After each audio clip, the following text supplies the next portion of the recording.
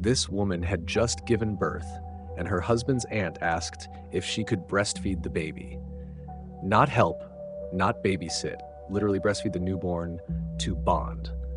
Was she just being creepy, or is there more to the story than meets the eye? And that's just the first story, because today we've got some of the most unhinged AITA stories yet. Hey, what's up guys? Welcome back to AITA Chronicles, where we break down the wildest Reddit AITA stories every single day. If you love drama, tough moral dilemmas, and some seriously messy situations, you're in the right place. Our goal? 10K subscribers, and every single one of you watching helps us get there. So hit that like button, subscribe, and let's jump right into today's chaos.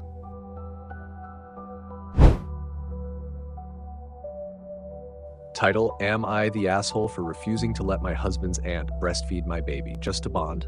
All right, here we go. Let's dive in. So the writer is a 27-year-old woman who just had her baby 2 months ago. The little one is happy, healthy, and nursing just fine. All things considered, things are going well. But then the family visit happens. Now, her husband's family? Very southern, very tight-knit. Think warm casseroles, unsolicited parenting advice, and a whole lot of people in your business. Most of them are sweet if a little too involved, but Aunt Pam? Oh, Aunt Pam is playing an entirely different game. Pam, who's in her late 40s, has 2 grown kids of her own. She loves babies, and we're not talking the so cute kind of love. No, we're talking full-blown baby obsession. So, the writer and her husband take their newborn daughter to meet the extended family. Everyone's excited. Pam gets her moment to hold the baby. She rocks her gently, coos like any doting aunt might, and then casually drops this bomb. Do you mind if I try to breastfeed her? It helps with bonding? What? The writer thinks she's misheard. Maybe it's a weird southern joke, a misunderstanding, something. So she laughs and goes, wait, what? But Pam's face? Stone serious. She says, I did it with my niece when she was a baby. It calmed her right down. I've always had a strong maternal instinct. It's completely natural. And right there, the vibe in the room just shifts. This wasn't a joke. Pam was dead serious about wanting to breastfeed someone else's child. Not out of necessity, not out of emergency, but just to bond? Let's pause here for a second, because this is beyond overstepping. This isn't an aunt trying to be helpful. This is a grown woman wanting to latch a newborn that isn't hers without the mother's consent and thinking that's somehow okay. The writer does what any sane mother would do. She shuts it down. Politely at first, but firmly. Pam pushes back, calling her uptight. She brings up how women have shared breastfeeding for centuries. Sure, maybe in ancient times they had or survival situations. But this isn't some historical reenactment. This is 2025 and no one asked her to step in. Pam doesn't take the no lightly. She gets offended, walks off, and you'd think that would be the end of it. But nope. Cue the family group chats. Suddenly, the writer is getting bombarded with messages from other relatives saying she overreacted, that Pam was just being nurturing, that maybe, just maybe, she should have let her try, especially since the baby was crying at the time. I mean, what kind of Twilight Zone family gathering was this? Even her husband, who initially had her back, starts wavering. He says, maybe it wouldn't have been a big deal. Are you serious? Let me be crystal clear. It is always a big deal when someone tries to cross a boundary involving your child's body. Pam wasn't offering to rock the baby or sing a lullaby. She wanted to breastfeed someone else's baby without permission, based on vibes. The writer sums it up perfectly. I'm not letting someone else's boob near my child. Full stop. And honestly, that's it. That's the line. It doesn't matter how natural Pam claims it is. The mother said no, repeatedly, and that should have been the end of the conversation. Yet, here she is, second-guessing herself, wondering if she overreacted, asking strangers on the internet if she's the bad guy in this. Let's be real, in a world where moms are constantly judged, damned if they're too strict, damned if they're too lenient, this situation is a prime example of how ridiculous it can get. The writer isn't asking for help. She isn't overwhelmed. Her baby is doing just fine. The only thing out of line here is an aunt who crossed a boundary that should never have been up for negotiation. So, to answer the question, was the writer the asshole for shutting it down hard and refusing to let Aunt Pam near her daughter again? No, absolutely not. Not even a little. She's a mother protecting her baby from a boundary-stomping relative with a bizarre sense of entitlement. If anything, she's showing restraint, because if it were most people, this story wouldn't have ended with just a no.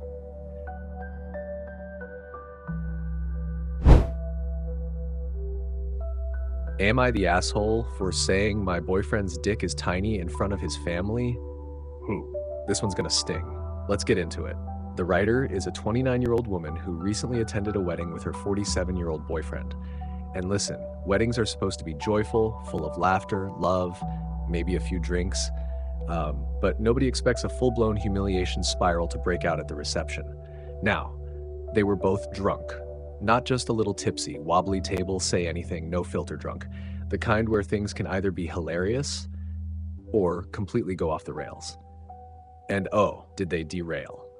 So at some point during the reception, the writer is minding her business, talking to people at another table, when one of her boyfriend's friends comes up to her laughing, saying, "You need to come get your man." He's acting like an idiot. Now that sentence alone, it's never a good sign. But the writer brushes it off, says this is normal when he drinks, and you can't blame her. It sounds like this wasn't his first rodeo in the drunken embarrassment department. Fast forward a bit, they're now in a bigger group of people, mingling, talking, and there he is, her boyfriend, still visibly hammered and already headed straight for the overshare zone. They're talking about sex positions, which, okay, kind of wild in a group setting, but whatever. And this man, this grown man, starts physically demonstrating doggy style in front of everyone while loudly saying that the writer loves it. Yikes. She tells him quietly, "Cut it out." She tries to keep things calm. She gives him a warning, like anyone would try to do in public to avoid a scene. But does he listen? Nope. Because 10 minutes later, he escalates. This time, he's shouting to everyone, friends, strangers, and yes, even his family, that she loves anal. Like fully announcing it, like it's a fun fact you drop at trivia night.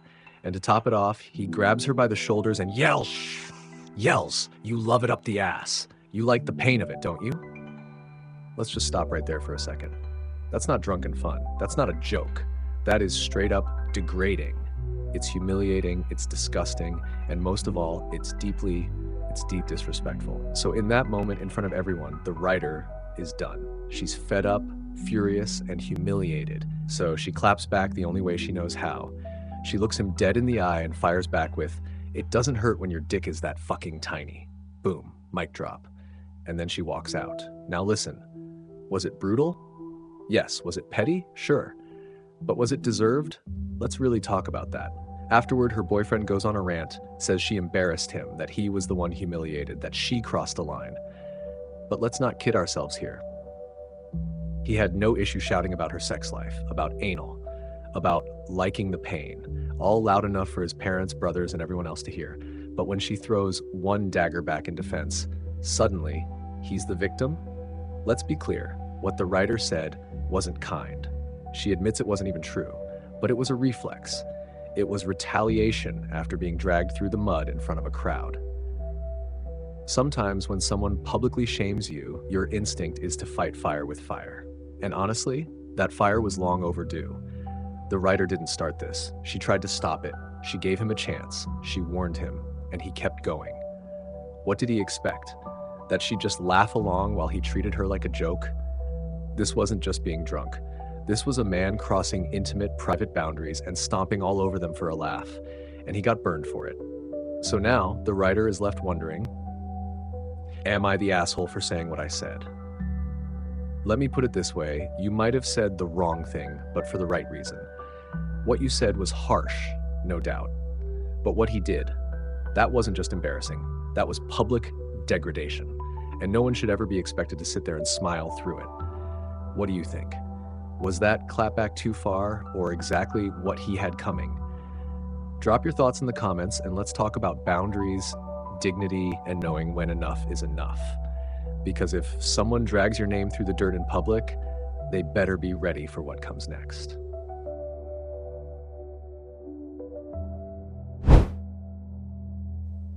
Title, Am I the Asshole for Not Taking My Ex Back After She Left Me for an Alpha Male?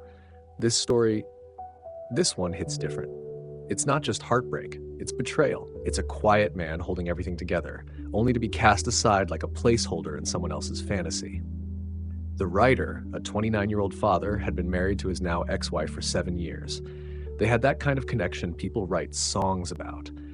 Love at first sight, easy conversation, everything falling into place. After a couple years of dating, they got married. Then came their son.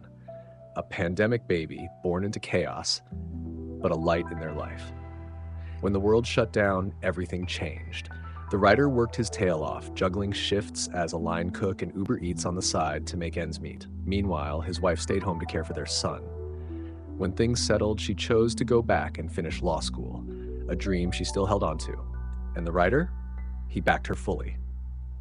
No resentment, no hesitation. That's real love. That's partnership. But after she passed the bar and got hired at a downtown firm, thanks to her best friend, Dumbo, things took a dark turn. She started making real money and suddenly told the writer to quit his job to become a stay-at-home dad. He didn't want to. He loved cooking. But love makes you bend in ways you shouldn't have to. So he did it. For his son. For her. And little by little, the woman he married started slipping away. She was never home. Always out with coworkers. Drinking. Traveling. Networking.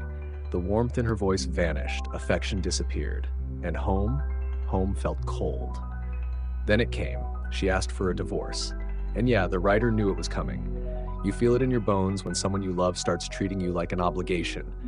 But he didn't give up. He offered to fight for it, suggested counseling, separation, anything but the end. But she was already gone. She found someone else. Some senior partner at her firm who whisked her away to fancy weekends and high-end dinners while the writer stayed home changing diapers and making lunches. And get this, she had the audacity to tell him this guy was twice the man he'll ever be. Called him feminine for being a stay-at-home dad. The same role she asked him to take on. The disrespect was unreal. This alpha male didn't even want to make things official until the divorce was finalized. You know, real stand-up guy. Meanwhile, she talked about him like he was some Greek god. Tall, muscular, rich, everything the writer supposedly wasn't. And then, the most gut-wrenching part, when the writer asked about their son, she gave him up without a second thought. Said he could have him. Just like that. Like their child was some furniture she didn't want to haul to her new life. That right there? That broke something. The writer hit his lowest point. He cried for 2 weeks, hoping she'd come back. Not because he still loved her, but because life without her felt terrifying. But every time he looked at his son, he knew he had to stay grounded. For that little boy who still needed his dad.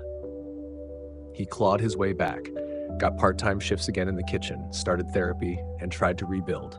Quietly. Alone. And while everyone on social media praised her for being a strong, independent woman, breaking free from her chains, he was the one holding everything together with no recognition and no support. Fast forward to this week. Out of nowhere, she calls. She's crying. Her alpha dumped her for someone else, and now she's too afraid to confront him because he's a partner at her firm. The reality finally hit her. The luxury lifestyle, the praise, the validation, it was all smoke and mirrors. And now she wants the writer back. She poured her heart out. Told him she misses the way he packed her lunch, how he kept her on track, how she took it all for granted. And the writer? He admitted he missed her too. But he didn't cave, because he's not a consolation prize. If the alpha hadn't dumped her, would she even be calling, or would she be sipping cocktails with him, bragging about how she traded up? He said no, firmly, and hung up. And just when he thought it was over, the guilt campaign began. Friends, family, even her father, someone he respects deeply, asking him to reconsider, saying she was vulnerable, that she was taken advantage of, that he was being cold. Now he's left wondering, am I the asshole for not taking her back?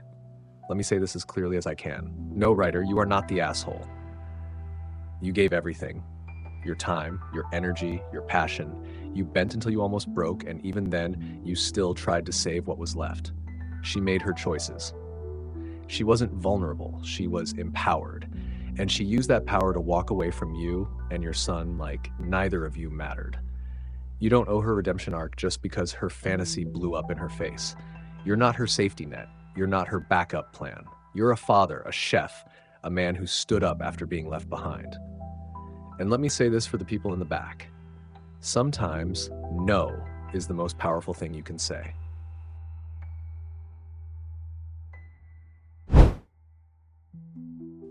Am I the asshole because my wife wants a divorce after I said I'd water her for photosynthesis? Okay, buckle in. Actually, wait, not saying that word. Let's dive into this roller coaster of emotional confusion and photosynthesis. The writer is a 28-year-old man married just 6 months to his 26-year-old wife. And from what he tells us, they're not the jokey couple. No sarcastic jabs, no flirty teasing, just a pretty straight-laced dynamic, which is totally fine, as long as both people are cool with that. But sometimes when one person tries to step even slightly out of that lane, the results can be unpredictable. And in this case, catastrophic. So there he is. The writer is chilling on the couch, minding his own business, when his wife suddenly walks up and hits him with that question. Would you still love me if I were a plant? Now, we've all heard variations of this question, right? It's one of those classic hypotheticals. You're supposed to answer sweetly, sentimentally, maybe even a little playfully. But there's one unspoken rule: don't mess it up. And that's where the writer tried and failed. Because instead of going for the traditional, of course I'd keep you in a cute little pot and talk to you every day response, he, completely serious, mind you, says, yes, I'd still love you. I'd water you regularly for photosynthesis. Yup. Photosynthesis. Now look, it's actually kind of cute in its own awkward, nerdy way. He wasn't trying to be sarcastic. He wasn't laughing. He was just being literal, maybe even trying to be endearing in the way he knows how. But apparently, that was the wrong answer. His wife stares him down, stone cold, and tells him that his answer was insensitive, that he could have phrased it better. And right there, the shift begins. The writer tries to explain, gets a little defensive because he wasn't trying to be funny or but that moment, it's already unraveling. And then, out of nowhere, she drops the word divorce.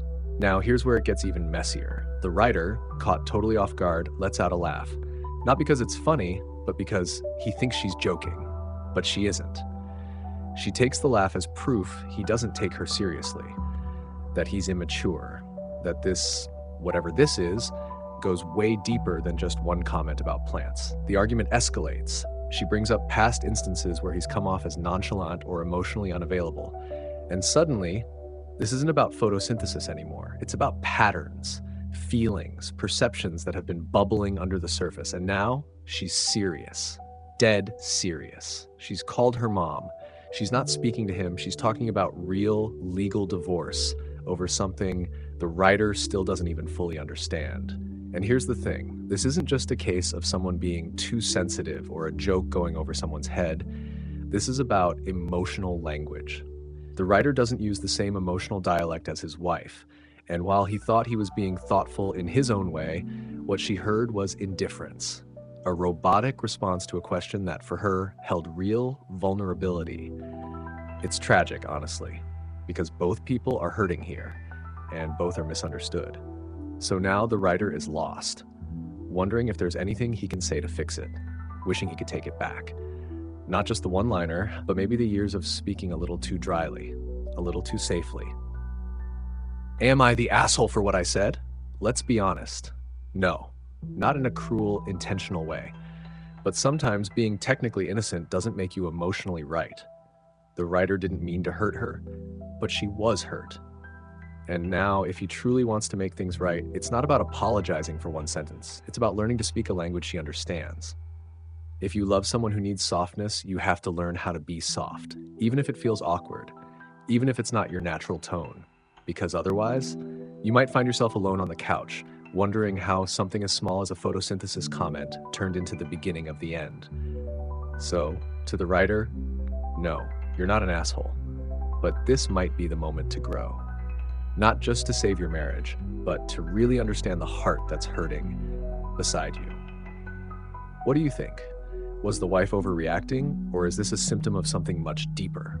Let's talk about it in the comments, because sometimes it's not about what you say, it's how it feels when you say it.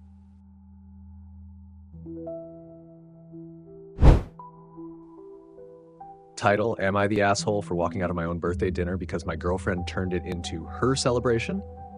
All right, so this story starts with the writer, a 25-year-old guy, just trying to enjoy something simple. It's his birthday. Nothing over the top, no wild expectations. But this year, things were a little different. A bunch of his friends happened to be in town, and his girlfriend, she offered to plan something special. He was genuinely excited. I mean, when your partner says they've got something planned and they know it's a place you've been wanting to try, that's a big deal. That's the kind of thing that makes you feel seen. She makes a dinner reservation, says there's a little surprise, and yeah, there was a surprise, just not the kind you'd want on your birthday. The surprise? She invited her friends, like 6 of them, all people the writer barely knows. One of them, he actively dislikes because when he and his girlfriend first got together, this woman used to hit on him.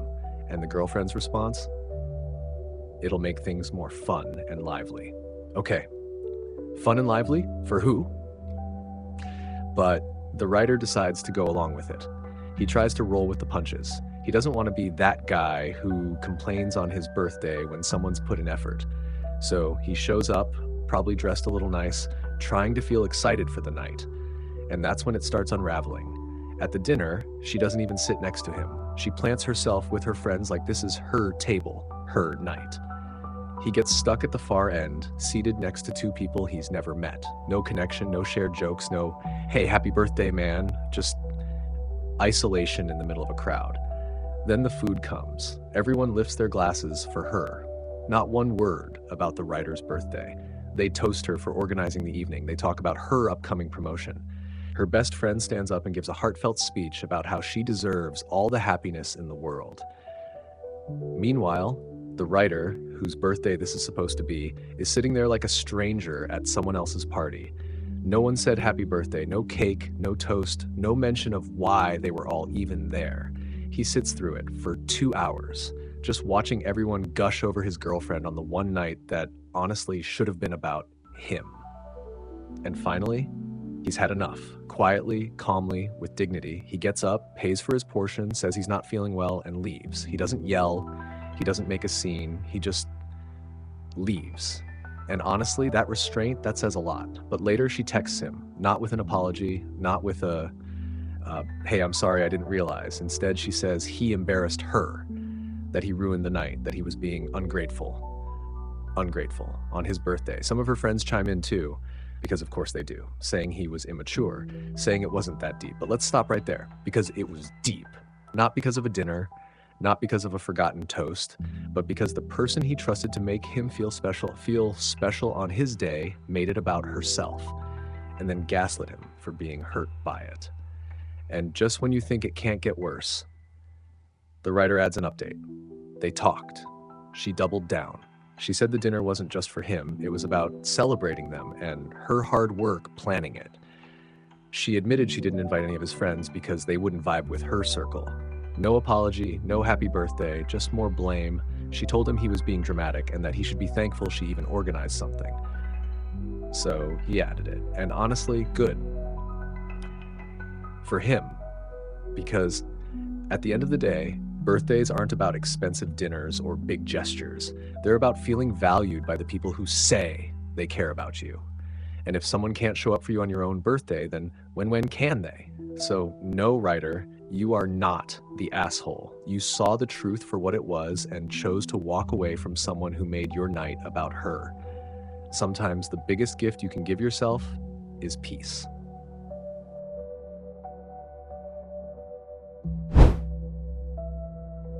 Title, Am I the Asshole for Kicking My Girlfriend Out After She Tried to Diagnose Me? Let's talk about boundaries, because this story, it's a masterclass in what happens when someone crosses them over and over again, even after you've made yourself clear. The writer, a 36-year-old man, has been dating Mandy, 34, for 6 months. It's still the early days of a relationship, but they've settled into a bit of a rhythm. Mandy stays over a few nights a week. His place is closer to her work, and since she finishes earlier than he does, she usually gets there first. Sounds convenient, right? Now, here's what matters. The writer lives with anxiety. He's not ashamed of it. He's got a therapist, sees them monthly, and has developed routines that help him manage. Routines that aren't obsessive, they're grounding, predictable, comforting, like feeding his cat the moment he walks in the door, washing his hands, starting dinner, then cleaning up. Simple, structured, and frankly, reasonable. He's not asking Mandy to do chores, not asking her to lift a finger around his place, but he does ask one thing: put your used dishes in the dishwasher. Just that. Don't leave bowls and cups scattered around like a college dorm room. But instead of respecting that, Mandy decides to play armchair psychologist. When the writer explains why routine matters to him, she throws out a casual, "Are you autistic?" Now pause right there. That's a loaded question, especially when it's coming from someone who clearly isn't trying to understand. Because instead of stopping when he says no, she doubles down. She keeps doing it, keeps leaving dishes around, keeps poking at him like his need for order is something to be diagnosed, not respected. And one night when he asks again why she didn't clean up after herself, she smirks and says, "There's that tism again, you really need to get tested." Let that sink in. Not only is she dismissing his basic request, she's mocking him, turning what helps him feel sane and steady into a punchline she repeats until it escalates into something cruel. Because last night, it got worse. The writer walks in after a long day. He's probably tired, just trying to follow his usual routine to get a sense of control. Mandy asks for a Coke. He says, "Sure, after I feed the cat, that's all. Not no, not never. Just after the cat's fed." And what does she do? She snaps. "You autistic fuck. You can't even break your routine for a can of Coke. How long are you going to be in denial? Just get tested." That's not concern. That's contempt. That's not love. That's humiliation disguised as help. And finally, the writer has had enough. He tells her to leave, because whether he is autistic or not, that is his journey, not hers to weaponize in the middle of a tantrum. And what does she do afterward? Sends him TikToks. TikToks about autism, as if some random internet clip gives her the right to diagnose a grown man who has already told her what he needs. No apology, no accountability, just more TikToks. So now the writer's wondering, was I the asshole? Let's be clear, absolutely not. What she did wasn't concern, it was mockery. It was disrespectful, dehumanizing, and frankly emotionally immature. People with anxiety, autism, or any neurodivergent condition don't need to be laughed at, labeled, or diagnosed by a partner who won't even clean up her cereal bowls. This wasn't about a can of Coke. This was about dignity. And when someone starts twisting your struggles into jokes, when they bulldoze over your boundaries, no, writer, you're not the asshole. You're a person who asked for basic respect and got sarcasm and slurs in return. You did the right thing. You drew the line. And honestly, that's not just okay, that's necessary.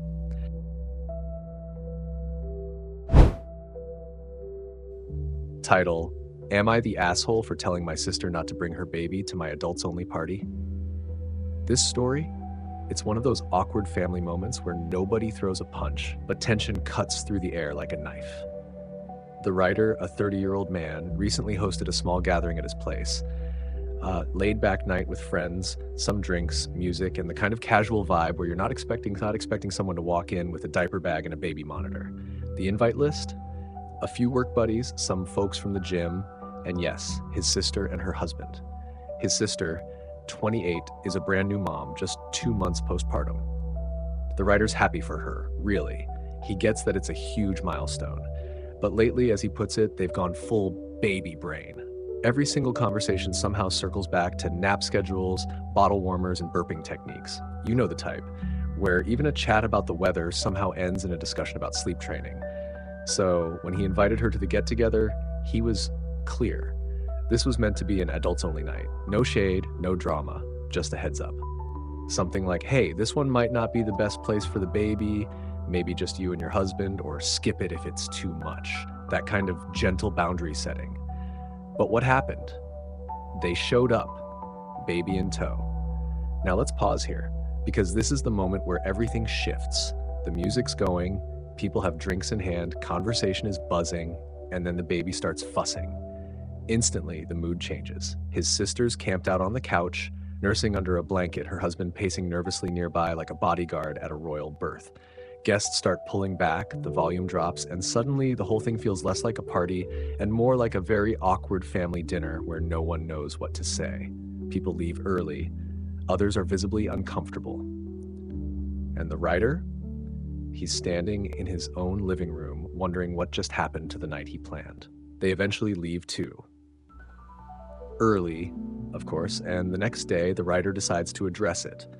Not with anger, not with shade, but with honesty. He sends her a message saying he wishes she had either come without the baby or just skipped it altogether, that the vibe wasn't meant for infants and it kind of threw things off. Again, he tries not to be harsh, just honest. And her reaction? She tells him she's embarrassed, that he shamed her for being a mom, that people being uncomfortable is their issue. And now, she's ghosting his texts and venting to their mom about how he humiliated her over nothing. So the question is, am I the asshole? Let's break this down. The writer set a boundary, a very reasonable one. He wasn't anti-baby. He was anti-baby at a party with alcohol and loud music, which, let's be real, is a pretty common vibe for adult gatherings. And not only did his sister ignore that boundary, she shifted the entire dynamic of the night without even checking in. Here's the thing. Motherhood is intense, all-consuming.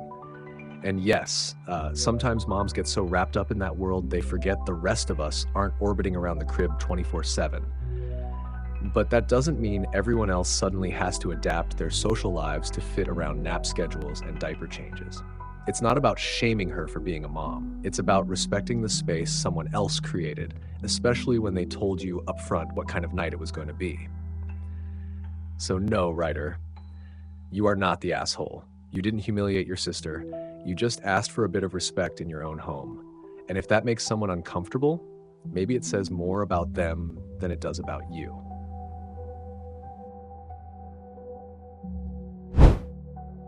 Am I the asshole for not telling my wife my cousin is insanely wealthy? So the writer opens up with a situation that honestly should have been an easy one, but of course pride, ego, and a bit of small-town glam made things a lot messier. The writer is a 31-year-old man married to a 34-year-old woman. He also has a cousin, 33, and her husband, 35, who, let's just say, are not your average couple. These two run a large farm, and not just a cute little weekend chickens and tomatoes type of farm. This is their life, and they run it with love, pride, and a real sense of community. The cousin's husband is a pipe welder who earns good money, and together, they're well-known and well-loved in the town. But here's the twist that changes everything. Back in her early 20s, the cousin won an obscene amount of money, and not just a quit your job and travel kind of amount. We're talking generational wealth, the go buy an island type of cash. Quiet money. Don't need to flex because life's already handled kind of money. Instead of blowing it on yachts or gold-plated bathtubs, the cousin invested in her community and her family. She's paid for her siblings' educations, secured college funds for all the kids, including any children the writer may have, and poured money into public projects. Yet she lives a low-key life. A Bronco from her husband, a farm truck that looks like it's been through a war. You wouldn't know she was rich unless someone told you. That kind of humility, rare. Meanwhile, the writer's wife is the opposite. She's a nurse practitioner in a high-paying specialty. And don't get it twisted, there's nothing wrong with taking pride in your hard work. But this woman wants the world to know it. She drives a high-end car, talks about her salary in every other conversation, and basically breathes validation. Flexing isn't just a habit, it's a part of her personality. Now, here's where things hit the fan. The wife had only met the cousin once at a wedding held on her massive property. The barn was transformed into a picture-perfect venue with a pond that could have come straight out of a Nicholas Sparks movie. The wife? Shocked, gobsmacked, absolutely stunned that the woman she thought was some broke little farm girl was actually sitting on a mountain of wealth. She didn't just get surprised, she felt humiliated. Apparently, she thought this cousin was poor the whole time. Never mind the banners at the park with the cousin's name on them. Never mind that she'd been getting farm-fresh produce, meat, and eggs from her for years. Never mind the public donations and school renovations credited to her. No, Because the cousin doesn't wear Gucci or talk about her income, the wife just assumed she was beneath them.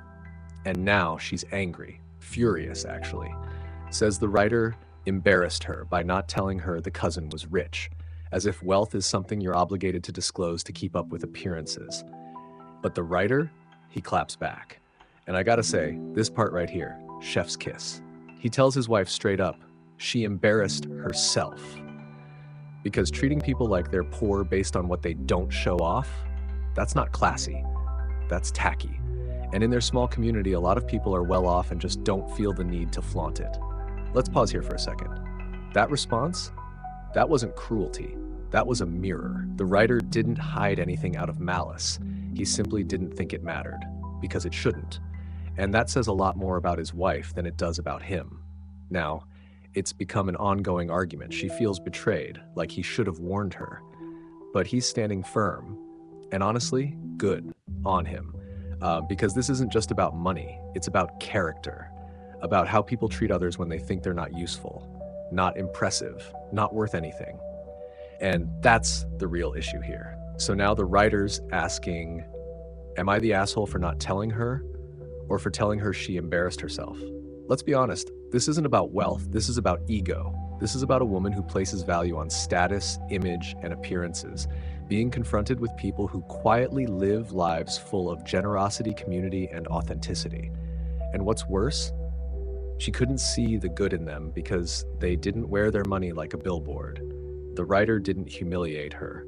Her own mindset did that. So what do you think? Was the writer wrong for staying quiet? Or was his wife simply not ready to see past her own reflection? Let me know in the comments. And if you've ever met someone like this, someone who writes people off because they don't look the part, drop that story. I know y'all got some.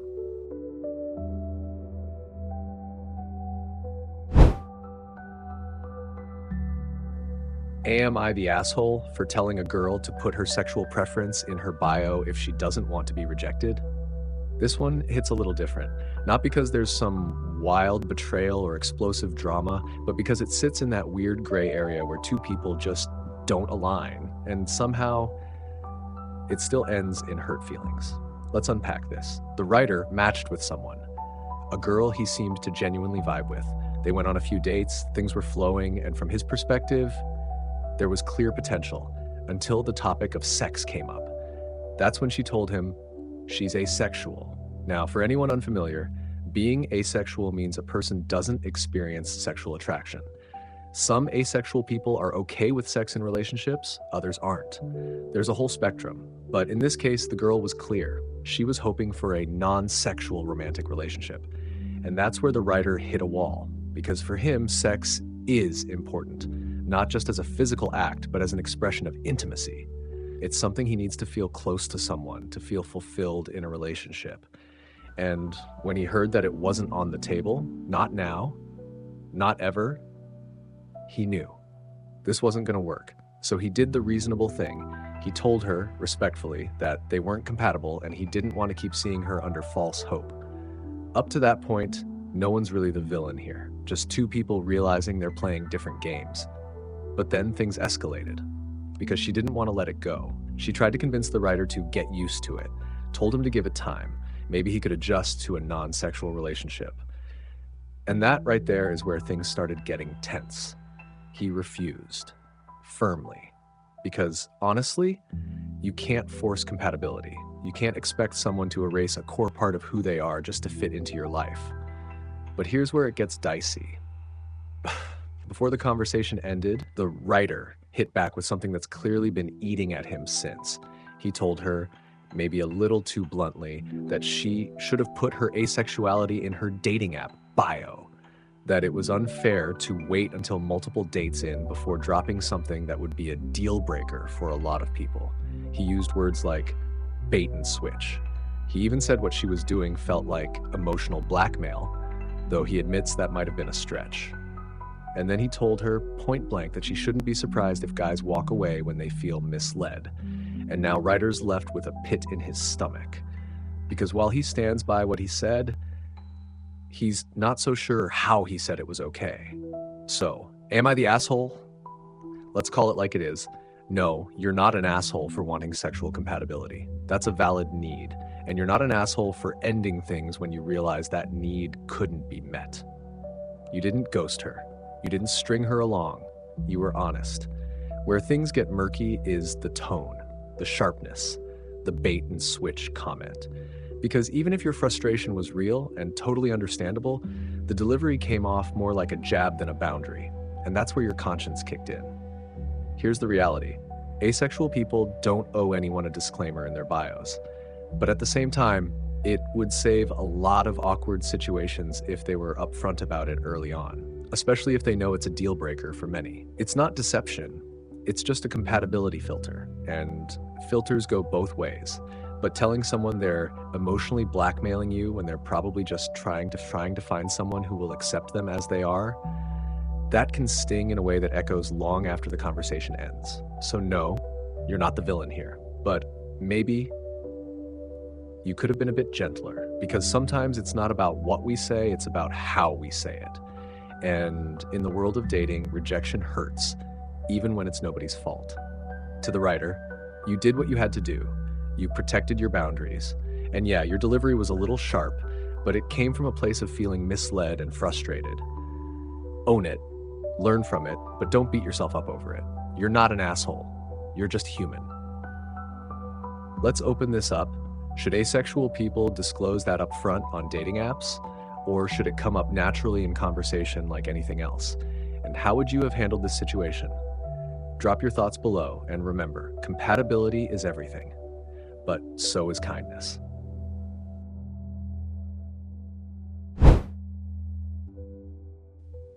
Am I the asshole for wanting to divorce my husband after he left our newborn and toddler with our teenage daughter while he went out with another woman?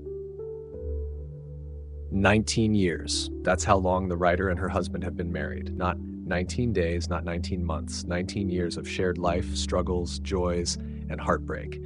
And it's not just a marriage. They've got 3 children together. A 13-year-old daughter who's just stepped into her teens, a curious, messy 2-year-old, and a newborn, barely weeks old. A full house, a full heart, or so the writer thought.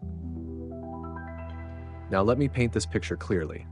After years of fertility struggles, years of crying into pillows and hoping for miracles, they finally made it. A family of 5. And through it all, the writer believed her husband was her rock, the one person she could rely on. Until the rock cracked. It started with something simple, something every exhausted mom deserves: a me day. A lunch with her mom and sister, some light shopping, nails done, just a breath. Just a break from the chaos of diapers and bottles and late night crying. She cleared it with her husband beforehand. He agreed, said he'd take care of the kids. But at around 6 p.m., writer started getting notifications from their Ring camera. Her husband told her not to worry, just out grabbing pizza. She believed him, because that's what trust looks like, right? Except when she got home around 8 p.m., after a delay at the salon and traffic, his car was gone. And inside that house, a toddler smearing spit on the floor, a newborn crying so hard it pierced the walls, and their teenage daughter, sitting in tears, trembling, trying to calm a baby she didn't know how to care for. She was overwhelmed, scared, and should have never been put in that position. Let's pause here. What 13-year-old signs up to be a mother of 2, without warning, without support, and completely alone? The writer did what any mother would do. She sprang into action, changed the baby, fed her, calmed her, then turned to her daughter, offering the comfort and reassurance she should have received from her father. And that father, he waltzed back in around 10 p.m., smelling of alcohol, acting like nothing happened, cracked a joke about being with his wife all night, as if writer was supposed to laugh, as if this was normal. Let's be honest here. That's not just disrespectful. That's not just careless. That's cruel. And when she confronted him the next day, he lied, claimed he fell asleep at 7:35 p.m., completely ignoring the fact that writer had video evidence showing otherwise. It's like gaslighting 101. Lie, deflect, pretend it didn't happen. And when she turned to her mother-in-law for advice, what did she get? Men make mistakes. The kids need their father. Excuse me? A mistake is forgetting the milk on the grocery list. A mistake is burning dinner, leaving a newborn and toddler with a child while you go out drinking, or worse, possibly on a date with another woman, is neglect. It's betrayal. It's selfishness on a level that shakes the foundation of a marriage. Now, the writer is here, torn between history and dignity, between holding her family together and walking away to protect it. She's asking the question none of us ever want to ask. Am I the asshole for considering divorce? Let me answer that for you. No, you are not the asshole. You're a mother, you're a wife, and above all, you're a human being with limits. Wanting safety, honesty, and stability isn't extreme. It's the bare minimum. You're not overreacting. You're reacting to a man who shattered trust, dismissed his responsibilities, and laughed in your face after endangering your children. Divorce isn't petty here, it's protective. It's standing up and saying, my kids deserve better. I deserve better. Now, could counseling help? Maybe, if he owned up, if he changed. But from what you've shared, he's not even acknowledging what he did wrong. He's gaslighting. He's minimizing. He's hiding behind weak excuses and letting others clean up his mess. You are not the villain in this story. You are the one left holding the weight of a household your partner casually abandoned for a drink and a date. So, to the writer, if you decide to stay, that's your journey. But if you decide to leave, you walk away with your head held high. You walk away not because you're giving up, but because you're choosing peace, choosing safety, choosing love, real love, for your kids and yourself. Let's talk about it. Was this a one-time mistake, or is it a sign of something deeper?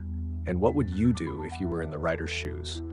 Drop your thoughts below, because sometimes the hardest decision is the one that saves you.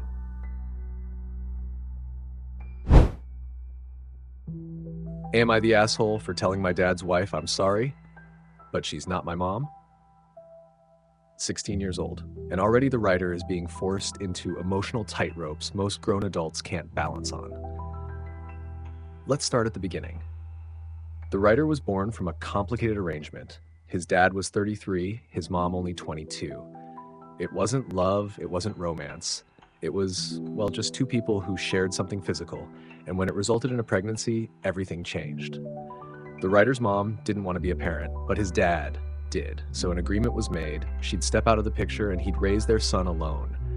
No strings, no custody battles, but with a door left slightly open if she ever wanted to walk back through it. And for the first 7 years, it was just the writer and his dad. No girlfriends, no distractions, just father and son. A quiet bond formed through everyday life. Pancake mornings, bedtime stories, scraped knees, and hand-me-down hugs. But even during those years, there were whispers from the other side. Birthday gifts, Christmas letters, small touches of love sent from a distance, traces of a mother not forgotten. Then, at 7, she came back, his mom. And not just in postcards, in person. Park visits, aquarium trips, sunny afternoons, and shy reconnections. And yeah, the writer loved it. Loved her. The dynamic changed, sure, but the writer had a mom again. Maybe not full-time, but enough. Now, flash forward to when the writer turns 14. His dad meets someone new. Let's call her A. Within 3 months, she's not just a girlfriend, she's fiancée. And just a year later, she's Mrs. Dad, with her own teenage sons in tow. And here's where things take a turn. It wasn't the remarriage itself. The writer actually liked his stepbrothers, and he was fine with A at first, but then came the push. The one that hit him right in the gut. A wanted to be called mom on the very first day. Imagine that. Someone you've known for a few hours asking for a title that takes years to earn, a title that already belongs to someone else in your heart. But it didn't stop there. A didn't just want to be family. She wanted to rewrite the writer's identity, because according to her, the writer didn't really have a mom. And as if that wasn't enough, his dad, the man who once protected him, supported him, stood alone to raise him, suddenly just faded into the background. Silent. Absent. As if the writer was no longer the priority. As if A came first now and he was just extra. Then came the birthday dinner. A year into the marriage. All the kids got A gifts, but she said she wanted something verbal from the writer. Something from the heart. And what did she ask for? Not a thank you, not a compliment. She asked to adopt him. Now let's be real here. That's not a casual dinner table request. That's a life-changing, emotionally loaded question, thrown at a teenager with no warning and all eyes on him. And the writer, taken off guard, said no. Because he already has a mom, and that's not something he's willing to erase, no matter how much A wants him to. But instead of accepting that, A doubled down. She called his mom a part-timer, someone who didn't earn the right to the title. And that's when the writer calmly but firmly said it. Even if my actual mom is a part-timer, she was there for me a long time before you were. Boom. That hit like a brick. And it wasn't cruel. It wasn't disrespectful. It was the truth. But truth has a way of making people uncomfortable, especially when it cuts through the fantasy they're trying to build. Now the writer is getting the silent treatment. Cold shoulders. His dad, instead of defending him, joined in the scolding. And now at 16, this kid is left wondering if he's the one who crossed the line. So let's answer the question together. Is the writer the asshole for telling his dad's wife she's not his mom? No, not even close. This wasn't some tantrum. It wasn't cruel. It was a boundary, a very fair, very mature boundary. The writer didn't scream, didn't insult, didn't disrespect. He just didn't want to replace the woman who, even in her imperfect way, is still his mother. Doesn't get to rewrite his history just because she married his father. And being a step-parent isn't about forcing closeness. It's about earning it, slowly, patiently, with love and respect. So no, the writer is not the asshole. He's a kid trying to hold on to the pieces of his life that still feel real. And frankly, that takes more maturity than the adults around him are showing. What do you think? Was the writer out of line? Or was he right to protect the relationship he still values with his biological mama? Let me know in the comments below. And to the writer, keep standing your ground. You're doing better than you know.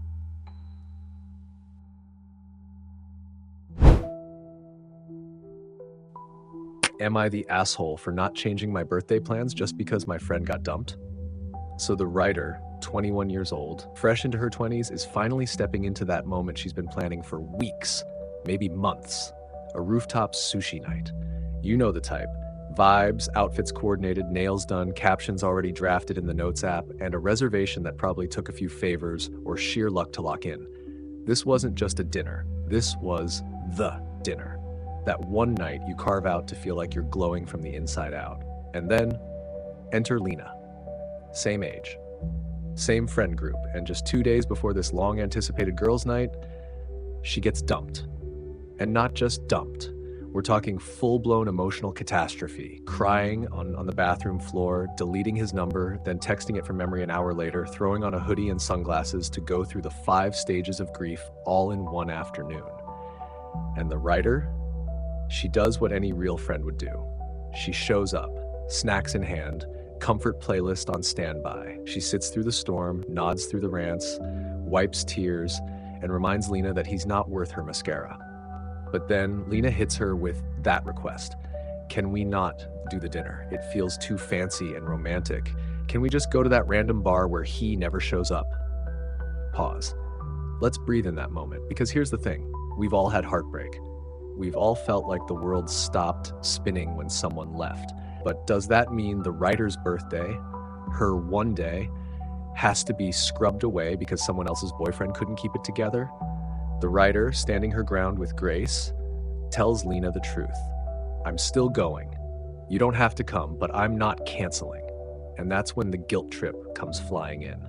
Lena drops the "wow, it's just dinner" line like it didn't take real effort, real planning, and real hope for one night of celebration. Lena doesn't show. The dinner happens, but instead of high vibes and laughter, it's shadowed by tension. A couple of the other girls came, but let's be honest, when group chat dynamics get fractured, everyone feels the chill. Then comes the Instagram post. You know the one. The fake friends be real quiet when you need them story. Subtle but targeted like a heat-seeking missile. Everyone knows who it's about. No tags needed. And now the writer's left in that weird emotional limbo, feeling low on the very night that was supposed to lift her up. Wondering if maybe she really was being selfish, wondering if she should have done more or less. So now she's asking the internet, am I the asshole for sticking to my birthday plans even though my friend was going through it? Let's talk. No. No, writer, you are not the asshole. Here's the truth nobody wants to say out loud. Heartbreak doesn't give you the right to hijack someone else's happiness. Lena's pain is valid, but so is your joy. And let's be clear, it wasn't a wedding. It wasn't some over-the-top trip to Paris. It was one dinner, one night, one reservation you earned. And if Lena really needed support that night, she could have said, "Can we celebrate you in a different way?" Or even, "I can't handle being out, but I hope you have the best time." What she shouldn't have done is make your celebration about her pain. And what she definitely shouldn't have done is turn on you in public. There's a difference between being hurt and being unfair. You showed up for her heartbreak. But when it was your turn to feel celebrated, she made you feel like the bad guy for not dimming your light. That's not friendship. That's emotional manipulation dressed in tears. So, no, the writer wasn't selfish. She was simply protecting a moment that mattered to her. And if that makes someone mad, maybe they were never truly clapping for you in the first place. Right. What do you think? Was the writer insensitive, or was this a case of someone else's drama overshadowing her moment? Let me know in the comments. And to the writer, happy late birthday. You deserved to feel celebrated, even if some people couldn't show up for you the way you showed up for them. Want me? Am I the asshole? My husband hasn't spoken to me in 3 weeks. The writer, a working mom of 3, has been with her husband for 15 years. That's 15 years of raising kids, managing a home, working from home 6 to 8 hours a day, and being the emotional glue of a family that barely seems to remember she's human. 3 weeks ago, something small cracked wide open. Her husband, a man who's home just a day and a half each week due to work, started talking about his diet. He brought up fiber. How do I get more fiber? He asks. And maybe it was innocent. Maybe he really didn't know. But to the writer, it landed differently. Because here's a grown man, highly intelligent, capable, ambitious, someone who's more than familiar with Google, but instead of looking it up, he looks to her, and not in a partner kind of way, in a please take care of this for me kind of way. Still, she answers, she gives the info. But then he hits her with this little gem. You wouldn't make meals like that for me, would you? And that's the moment. That's when the writer responds, dry, tired, maybe with a hint of sarcasm that she can't help anymore after years of doing it all. I'm your wife, not your mother. That one line, it sets off a silent war. 3 weeks. That's how long her husband has refused to speak to her. Not a disagreement, not a mature conversation, not a, hey, that hurt me, just cold silence, emotional stonewalling. And it's not the first time. The writer shares that this isn't some new behavior. When tension arises, he shuts down, and she's always the one to fix it. She's the one who bends, who apologizes, even when she doesn't feel like she did anything wrong. But not this time. This time, she's letting the silence hang heavy in the air, and it's growing. What started as frustration is morphing into something deeper, resentment, and more painfully, isolation. This man, he's her only real adult connection in person. He's the only one she sees, talks to, leans on physically and mentally. So his silence, it's more than just passive aggression. It's a withdrawal of intimacy, of partnership, of basic decency. Let's really sit in this for a second. She's not just juggling her own full-time job, not just raising kids while he's away, not just cooking, managing, surviving. She's also expected to emotionally handhold a grown man through basic self-care, while he chooses to pour every ounce of energy into work. And here's the twist that stings the most. He's not being overworked against his will. He's on a salary, no overtime, no pressure from his company to log 15-hour days. He chooses that. He chooses work. And yet, when it comes to his health, his meals, his emotional needs, suddenly he's helpless. Suddenly it's her responsibility. The writer didn't scream, she didn't curse, she didn't throw plates. She just spoke the truth. One sentence. A sentence laced with fatigue, sure, but not cruelty. I'm your wife, not your mother. And somehow that's what earned her the silent treatment. Now, the writer is questioning herself, wondering if she should apologize anyway just to restore peace, wondering if her comment was that out of line. And reading her words, the heartbreak is in how much she's already taken on without complaint. She even adds his meals Monday through Friday, handled by a chef. She still cooks for the family every weekend, no issue. But one comment, one moment of truth, and she's left to wonder if she's the villain for not spoon-feeding solutions to a grown adult. So now she asks the internet, Am I the asshole? Let's be clear here. No. Writer, you are not the asshole. You are tired.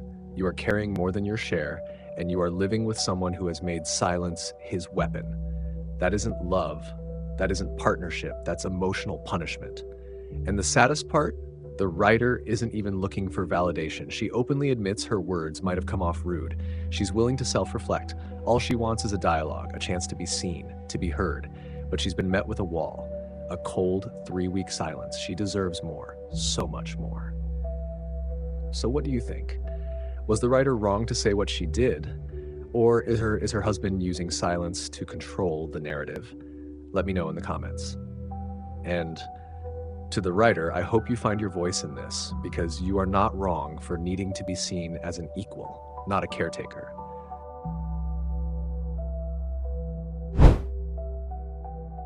Am I the asshole for telling my roommate she can't be eating my groceries after I caught her lying?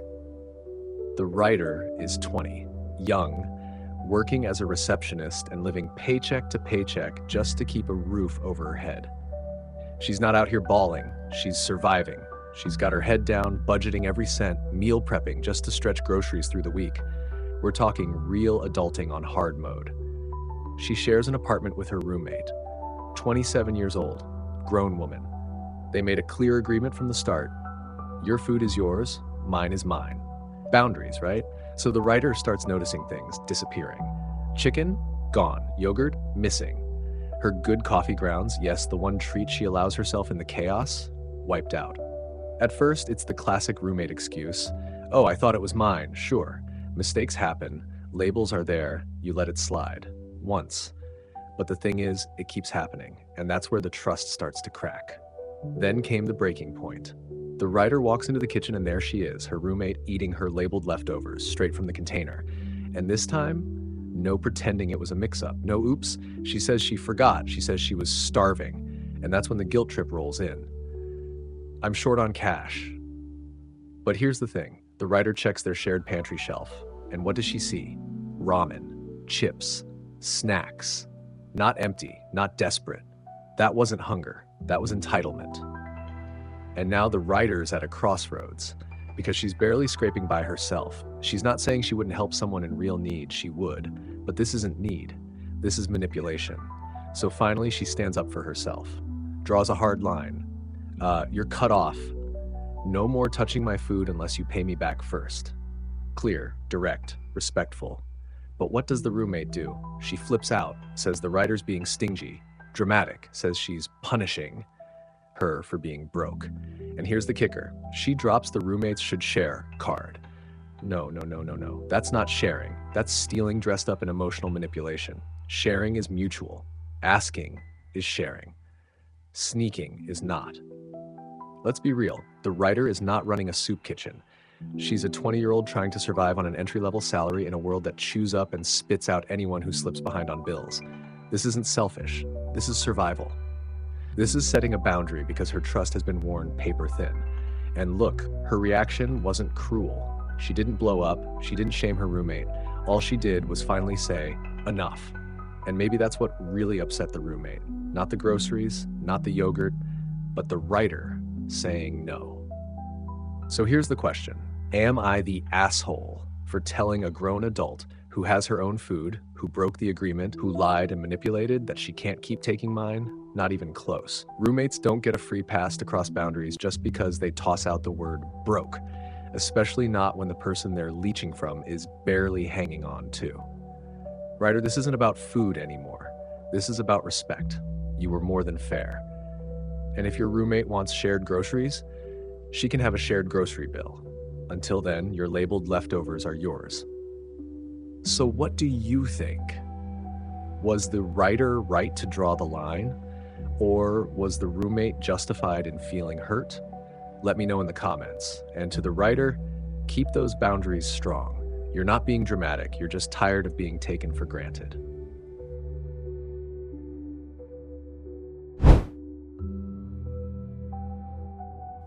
Am I the asshole for not babysitting my sister's kid after she said my infertility makes me the perfect aunt?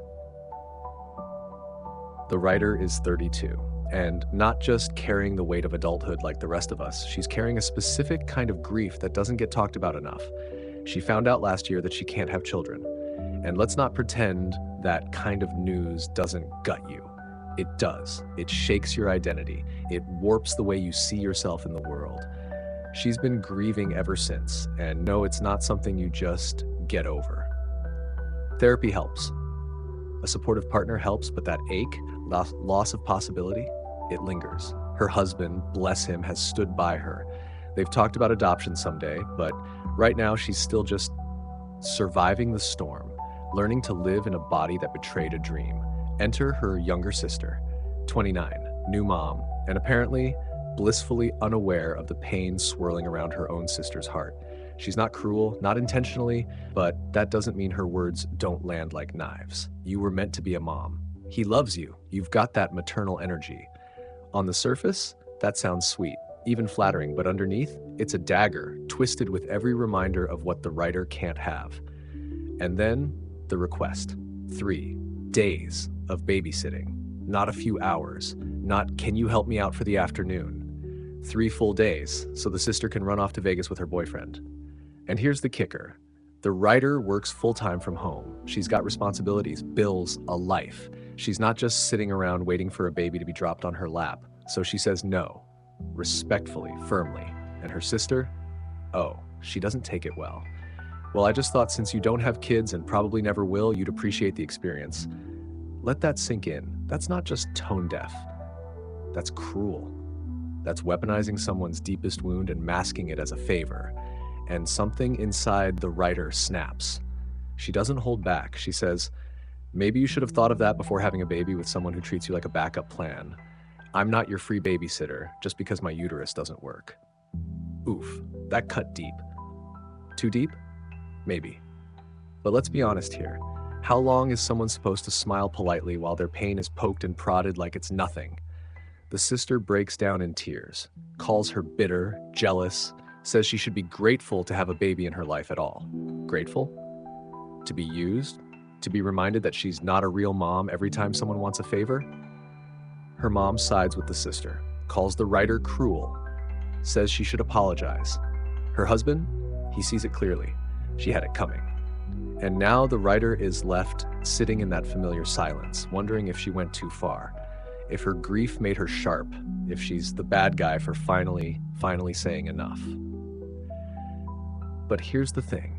This isn't about babysitting. This isn't about a trip to Vegas. This is about the writer's boundaries constantly being crossed under the excuse of family. This is about people expecting her to mother without ever respecting what that role means to her or what it costs her. She didn't lash out unprovoked. She snapped after being treated like a second-class caretaker, a walking womb that failed, a support character in someone else's life. And I don't think that makes her an asshole. I think that makes her human. So tell me, what do you think? Was the writer out of line for snapping back with something that hit a little below the belt? Or was it finally time someone told her sister the truth? No filter, no sugarcoating? Let me know in the comments.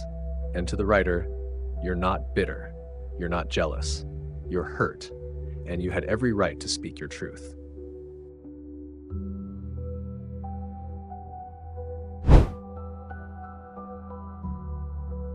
Am I the asshole for leaving my boyfriend's group chat after they kept joking about me? The writer is 19, still young, still figuring things out, but already learning one of life's harsher lessons. Sometimes the people around you don't respect your boundaries, and the person who should be in your corner doesn't always show up. She's been dating her boyfriend, he's 21, for about 6 months. Things were going well enough that he added her to his group chat with his close friends. They were planning a trip together. She was invited in, and at first, it felt good, welcoming, chill. But then, it began. The little jabs, the backhanded jokes. It started with Miss Influencer, a nickname they gave her just for posting selfies. Then came high maintenance, when she casually mentioned she likes getting her nails done. On the surface, it's all brushed off as teasing. But underneath, that's targeted. That's a slow, subtle kind of disrespect that builds. And the writer, trying to keep the peace, trying to fit in, laughs it off, even when it stings. Because Isn't that what we're taught? Don't be the dramatic one. Don't ruin the vibe. But then it escalates. One of the guys sends a meme about girls who trap men, you know the one, full of toxic undertones, and tags the writer directly. Yo, this you? And the group, they laugh. They pile on with emoji reactions. And now she's not just uncomfortable, she's humiliated. Let's pause right there. That's not a joke. That's not harmless. That's a public dig dressed up as humor. And the worst part, her boyfriend says nothing. She pulls him aside, quietly, respectfully. She tells him it's going too far. And what does he say? They're just joking. Don't take it personal. That's not just brushing it off. That's choosing his comfort over her dignity. So the writer does the only thing she can control. She leaves the group chat, quietly, no drama, no speech, just gone. And now suddenly, she's the problem. Too sensitive. You made it awkward. Even her boyfriend, who watched it happen, says she made things awkward for him. Like, her peace of mind doesn't matter. Like, her discomfort is an inconvenience to their group dynamic. And here's the part that really hits. The writer isn't mad. She's not out for revenge. She's just asking a simple question. Was I wrong for leaving? No, absolutely not. The writer did what too many people are afraid to do. She removed herself from a space that made her feel small, disrespected, mocked. That doesn't make her dramatic, that makes her strong. She set a boundary, a quiet one. And instead of support, she got backlash. And let's be real here, what kind of friends need to tear someone down for laughs? What kind of partner watches that happen and says, don't take it personal? This isn't about memes, it's about respect, and the writer deserves it. So, am I the asshole? In my opinion, no. You're the only one who acted with real maturity. But what do you think? Was the writer being too sensitive for stepping away from something that felt toxic? Or was this a case of her boyfriend's friends hiding behind jokes to cover up the fact that they were being flat out disrespectful? Drop your thoughts in the comments. This one's gonna stir some conversation.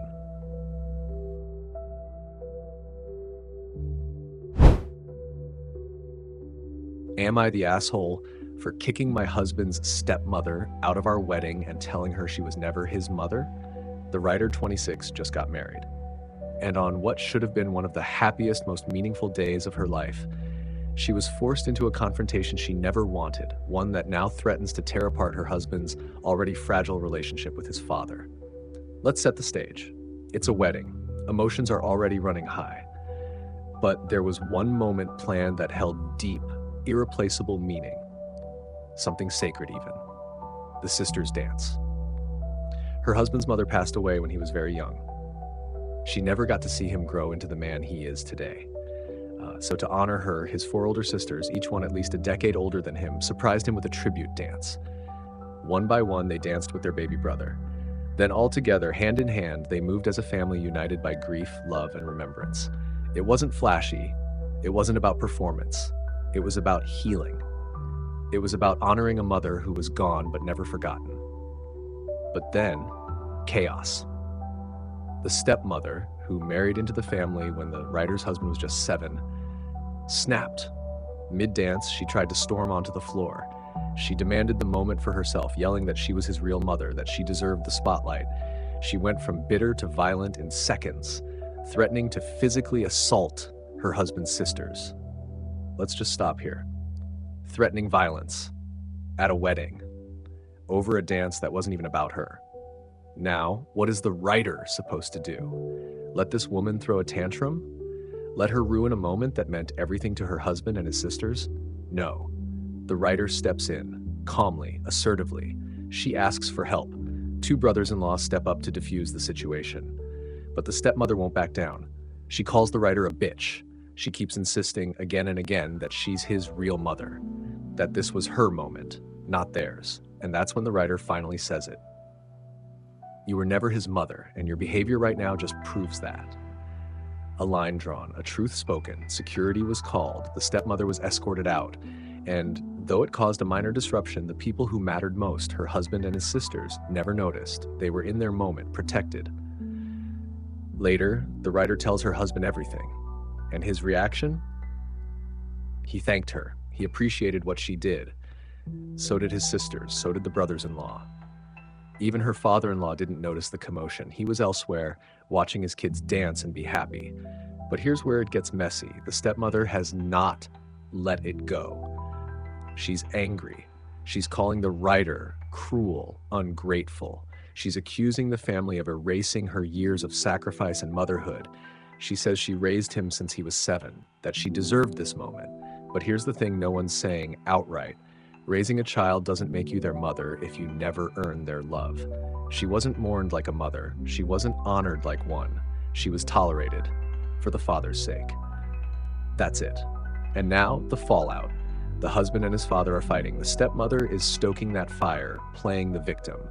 And the writer, she's left wondering if she went too far, if she could have handled it differently, if maybe she was the villain in someone else's story. So, am I the asshole? Let's talk about it. No, you are not the asshole. What the writer did was step in to protect the emotional integrity of a moment that wasn't about her or even about the stepmother.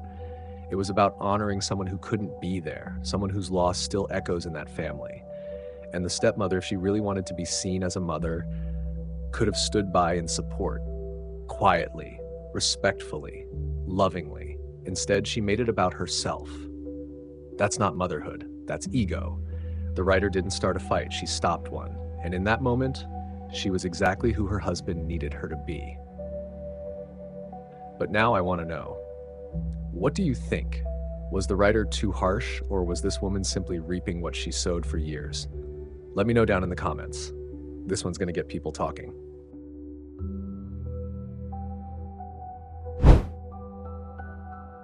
Am I the asshole for telling my best friend she can't do her adult content at my house? This one right here, it's not just about boundaries. It's about friendship, discomfort, and moaning during work calls. Let's get into it. The writer, a single mom working from home, recently opened her door and her life to help her best friend out of a rough spot. The friend had been kicked out of her living situation and needed a place to stay. This wasn't a casual favor. It was an emergency, and the writer did what many of us hope we do for someone we love. She stepped in, no questions asked. She helped her pack, move her furniture into storage, and gave her a roof over her head. Real friendship, real support. And yes, writer already knew her friend did adult content. That's her job. She makes her money through OnlyFans, and writer made it clear she never judged her for it. That part was fine. That wasn't the issue. The problem came the next day. Writer drops her daughter off at school and returns home, ready to start her own workday. It's business as usual, until her friend strolls into the kitchen around noon and casually announces, "I've got some videos to make." Now let's pause. Imagine that moment. You're already trying to balance parenting, work, and a guest in your home, and now your friend wants to start filming loud, explicit right there, just a few feet away. The writer tries to be polite, tries to ask, "Are you going to be quiet during these videos?" Her friend laughs it off like it's a joke and says, "No, but you're my best friend. I don't mind if you hear me." Pause. Let that sit. Because it's one thing to be close, it's another to casually suggest your best friend should just vibe with full volume explicit content echoing through the walls while she's on professional Zoom calls. And writer, rightfully, shuts it down. She tells her, "I mind if I hear you. I'm not comfortable with you making those kinds of videos in my house. Take pictures? Fine, just not when my daughter's home. But the videos, that's too far." The friend pushes back. She says most of her money comes from custom request videos, and she's got deadlines.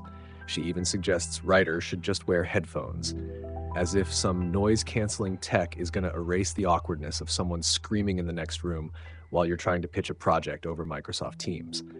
But writer has already set a boundary, and the moment her friend says, "I can't be quiet, that's not what my clients want," the response is simple, calm, but firm. "Then I'm sorry. I can't have that here."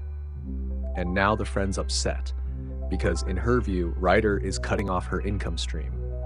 She says she's got nowhere else to film. But again, this isn't about judging her job. It's about respecting someone's home. This is a house with a child in it. A working mother lives there. The space isn't a studio, and it sure as hell isn't soundproofed. You don't get to act like someone else's generosity is your blank check. And here's the thing. The writer even clarifies in her post that her friend isn't some reckless person. She dresses modestly, she's known her daughter for years, and she's not bringing men around. This isn't about being shamed for her work. This is about boundaries, and about the friend not understanding that no matter how normal something feels to you, you don't get to decide how comfortable someone else should be about it in their own home. The writer never said she had to quit. She never said she was disgusting or unwelcome. She literally said, "Not when my daughter's home. Not while I'm on work calls. If it's quiet, we can make it work." That's compassion and compromise. But her friend wanted more. She wanted full access, volume and all, and got mad when the answer was no. So now writer is asking, did she go too far? Is she the one in the wrong for drawing the line? Am I the asshole? Let's be real. No, writer, you are not the asshole. You opened your home, you made space in your life. You didn't judge, you didn't shame, but you set reasonable boundaries based on your comfort, your work, and most importantly, your child. And when someone crosses a boundary in your own house, you're allowed to say no. You're allowed to protect your space. This isn't about the adult content. This is about respect. Your friend has a right to make her money, but not at the cost of your peace. And definitely not at the expense of your daughter hearing anything she shouldn't. So, what do you think? Was writer too harsh? Should she have let it slide just to help her friend make money? Or did the friend completely overstep in assuming someone else's home was her free use studio? Let's hear your thoughts in the comments. This one's got layers.